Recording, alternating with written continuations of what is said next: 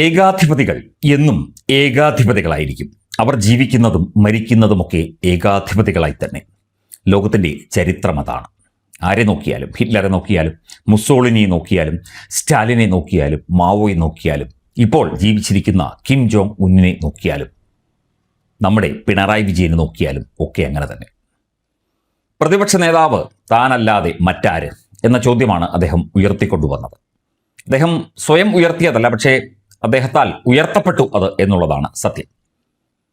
വിവിധ ജില്ലാ കമ്മിറ്റികൾ, CPM-ന്റെ വിവിധ ജില്ലാ കമ്മിറ്റികൾ അതിശക്തമായി ഈ ഒരു നീക്കത്തെ എതിർത്തുകൊണ്ട് രംഗത്ത് വന്നിരിക്കുന്നു. ജില്ലാ കമ്മിറ്റികളുടെ അവലോകന യോഗം നടക്കുകയാണ്. ഏറ്റവും പ്രധാനമായി പത്തനംതിട്ട, കണ്ണൂർ, കൊല്ലം, ആലപ്പുഴ എന്നീ ജില്ലാ കമ്മിറ്റികളാണ് മുഖ്യമന്ത്രി ആയിരുന്ന പിണറായി വിജയനെ എന്തിന് പ്രതിപക്ഷ നേതാവാക്കി, അല്ലെങ്കിൽ അദ്ദേഹം എന്തിനായി എന്ന ചോദ്യം ഉയർത്തുന്നത്. 2024 ലോക്സഭാ തെരഞ്ഞെടുപ്പ് കഴിഞ്ഞപ്പോഴും തുടർന്ന് തദ്ദേശ സ്വയംഭരണ തെരഞ്ഞെടുപ്പ് കഴിഞ്ഞപ്പോഴുമൊക്കെ MV ഗോവിന്ദനെ ഇരുത്തിക്കൊണ്ട് പിണറായിയെ വിമർശിച്ച സഖാക്കൾ ഉണ്ടായിരുന്നു. ഇപ്പോഴും അത് തുടരുന്നു. പക്ഷേ ഇതിനൊന്നും ചെവി കൊടുക്കാതെ താൻ തന്നെ പ്രതിപക്ഷ നേതാവ് എന്ന് ഉറക്കെ പ്രഖ്യാപിച്ചുകൊണ്ട് പിണറായി വിജയൻ ഇങ്ങനെ ചിരിച്ചുകൊണ്ട് നിൽക്കുകയാണ്. എന്തിനാണ് ഇദ്ദേഹം പ്രതിപക്ഷ നേതാവായത്? പ്രതിപക്ഷ നേതാവിൻ്റെ റോൾ എന്താണ്? എന്തിനാണ് ഇദ്ദേഹം പ്രതിപക്ഷ നേതാവായത്? പ്രതിപക്ഷ നേതാവിൻ്റെ റോൾ, പങ്ക് എന്താണ്? ക്രിയാത്മകമായൊരു പ്രതിപക്ഷം എന്ന് പറഞ്ഞാൽ കൃത്യമായി തന്നെ അത് സർക്കാരിൻ്റെ കാര്യങ്ങളിൽ, സർക്കാരിൻ്റെ നടപടികളിൽ, ജനങ്ങളുടെ വിഷയങ്ങളിൽ ഒക്കെ ഇടപെടുക, കൃത്യമായി തീരുമാനങ്ങൾ എടുക്കാൻ സർക്കാരിനെ പ്രേരിപ്പിക്കുക തുടങ്ങിയവയൊക്കെയാണ് എന്നാണ് നമ്മൾ കേട്ടിരിക്കുന്നത്. ഇദ്ദേഹത്തിന് ഒരു ക്രിയാത്മകമായ പ്രതിപക്ഷമായി അല്ലെങ്കിൽ ഒരു പ്രതിപക്ഷ നേതാവായി ഇരിക്കാൻ കഴിയുമോ എന്നുള്ള സംശയം പൊതുവെയുണ്ട്. അദ്ദേഹത്തിന് ആരോഗ്യ പ്രശ്നങ്ങളുണ്ട്, അദ്ദേഹത്തിന് മറ്റ് വിഷയങ്ങളുണ്ട്, അദ്ദേഹത്തിന് യാത്ര ചെയ്യാനുള്ള പ്രായോഗിക ബുദ്ധിമുട്ടുണ്ട്, അദ്ദേഹത്തിന് കണ്ടോൺമെന്റ് ഹൗസിൽ, ക്ലിഫ് ഹൗസിലെ പോലെയുള്ള സുഖസൗകര്യങ്ങളോ അകമ്പടി വാഹനങ്ങളോ ഇല്ല. അങ്ങനെ പരാധീനതകൾ നിരവധിയുണ്ട് പിണറായി വിജയൻ എന്ന രാഷ്ട്രീയ നേതാവിന് ഇപ്പോൾ.